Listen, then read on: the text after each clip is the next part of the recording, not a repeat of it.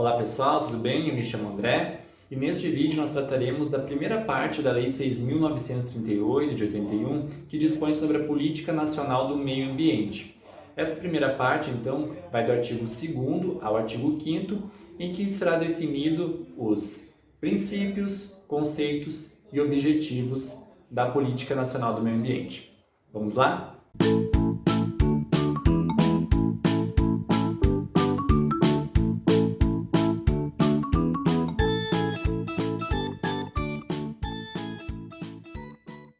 Bom, esta lei ela mudou a forma de tratar as relações humanas e o seu vínculo com o meio ambiente. É importante a gente registrar aqui que na segunda metade do século XX houve uma grande explosão na formação de indústrias e na utilização dos recursos ambientais.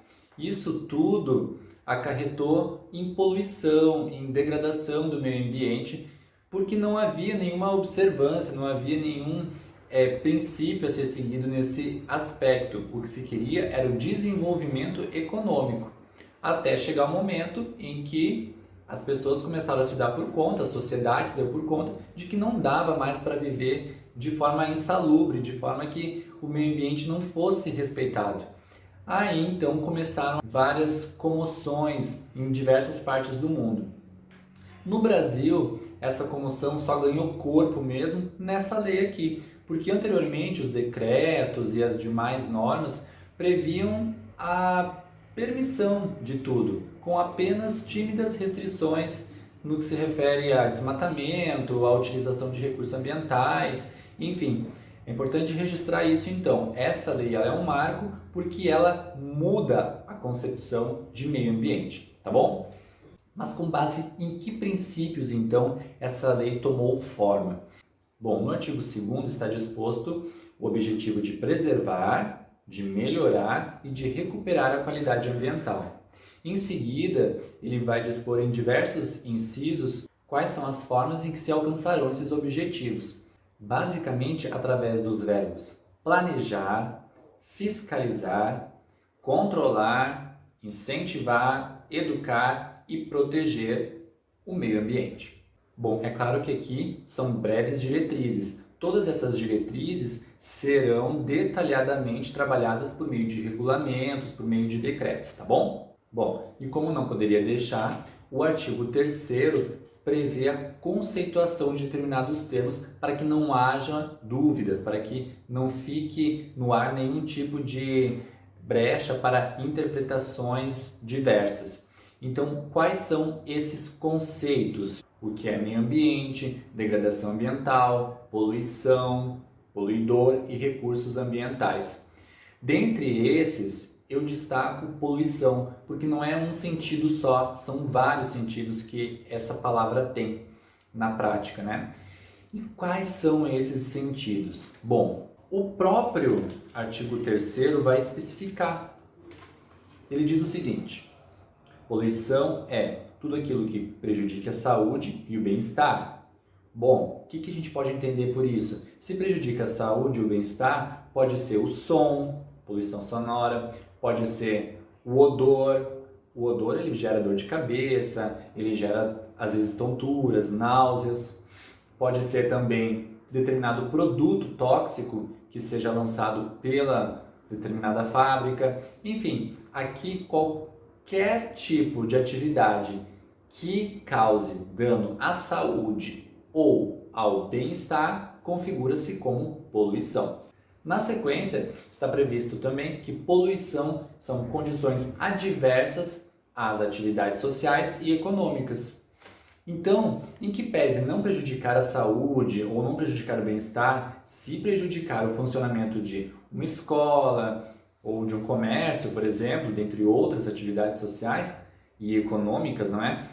Estará enquadrado o conceito de poluição. Em seguida, poluição é aquilo que afeta a biota. Aqui, até bem fácil, nós podemos exemplificar com desmatamento, com a construção civil, enfim. E por fim, lançamento de matéria ou energia fora dos padrões estabelecidos. Bom, aqui é importante a gente registrar que por mais que não prejudique a saúde, por mais que não prejudique o bem-estar, por mais que não prejudique o funcionamento de atividades sociais e econômicas, se estiver fora dos padrões determinados, é considerado poluição. Ou seja, determinada fábrica lança determinada quantidade de dióxido de carbono no ar. Essa quantidade ela é imperceptível para as pessoas porque não está causando dano, não está causando nenhum tipo de problema à saúde ou bem-estar e não tem nenhuma atividade social ou econômica sendo prejudicada. Porém, se esta quantidade de dióxido de carbono estiver fora do padrão, já se enquadra como poluição também. Vale a gente registrar que o próprio artigo também prevê que poluidor é pessoa física ou jurídica que cause a poluição, né? Em seguida, o artigo 4º, ele fixa os objetivos da Política Nacional do Meio Ambiente, ou seja, será uma bússola para que os demais regulamentos e decretos se orientem. E quais são, então, essas diretrizes? Quais são esses objetivos? A compatibilização entre o meio ambiente e a economia, ou seja, sustentabilidade. Quando nós falamos em economia e meio ambiente em equilíbrio na balança, aqui existe a palavra sustentabilidade.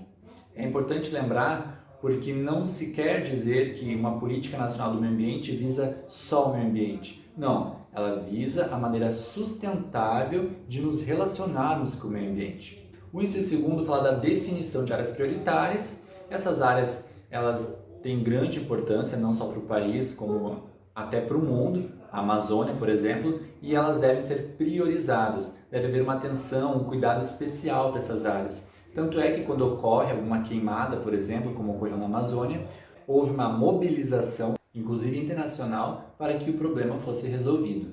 Em seguida, o artigo 3º fala sobre os critérios e padrões a serem observados. É interessante porque aqui então está prevista a existência de critérios que deverão ser fixados por regulamento ou outra normativa, mas que deverão ser seguidos. Esses critérios, claro, serão formulados conforme estudos e pesquisas, mas eles devem ser seguidos sob pena de não se obter a licença pretendida ou até mesmo de ocorrer uma penalização, como nós já falamos antes. Com a lei agora existe a responsabilização que em seguida nós vamos ver. O artigo 5º, por sua vez, ele fala da difusão de tecnologias, ou seja, tecnologias que visem a melhoria da condição ambiental, eles devem ser difundidos, eles devem ser utilizados, eles precisam ser utilizados para que haja a melhor qualidade ambiental possível. Assim como esse mesmo inciso fala da divulgação de dados e informações.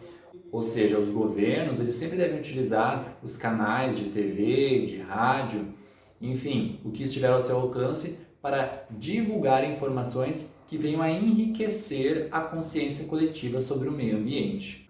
Nesse caso, a gente lembra muito da questão do racionamento de água, que é divulgado na TV quando ocorre alguma seca ou determinado evento que seja necessário realmente economizar a água, assim como também a questão da dengue, quando se informa que é necessário cuidar dos objetos que estão propícios a acumular água. Então, tudo isso são formas de divulgar informações e de obter uma consciência coletiva saudável para que toda a população venha a contribuir, fazer a sua parte no que se refere à preservação e à melhoria da qualidade ambiental. Inclusive, são estas as palavras que o próximo inciso reforça, ou seja, a preservação e a restauração dos recursos ambientais.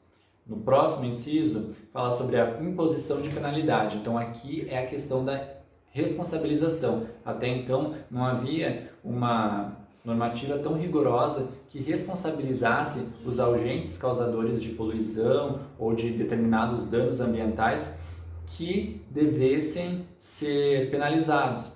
Ou seja, agora, então, se ocorrer algum dano ambiental e for verificado qual é o agente causador, esse agente deverá ser penalizado ou com imposição de indenização ou a recuperar o que foi danificado, o que foi degradado. Isso geralmente é mais difícil de acontecer. Por exemplo, quando do rompimento das barragens de Brumadinho e de Mariana ocorreu um estrago que não tem a possibilidade de se recuperar aquilo que foi perdido, até porque foram perdidas vidas. Então, nesse caso, a penalidade será indenizatória. Mas em determinados casos, pode haver sim uma penalidade como meio até educativo, como por exemplo, impor o reflorestamento de determinada área. E por fim, para fechar esse capítulo da Política Nacional do Meio Ambiente, o artigo 5º, ele reforça que todas essas diretrizes deverão seguir como base, deverão orientar a ação dos governos, tanto federal, estadual como municipal. Esta lei, como eu disse anteriormente, ela é a bússola, ela deve ser observada, deve ser seguida, inclusive pelas autoridades, inclusive pelos demais órgãos, né? E por nós que de alguma forma também nos relacionamos com o meio ambiente. Espero que eu tenha trazido um pouco de esclarecimento para vocês e até a próxima. Tchau!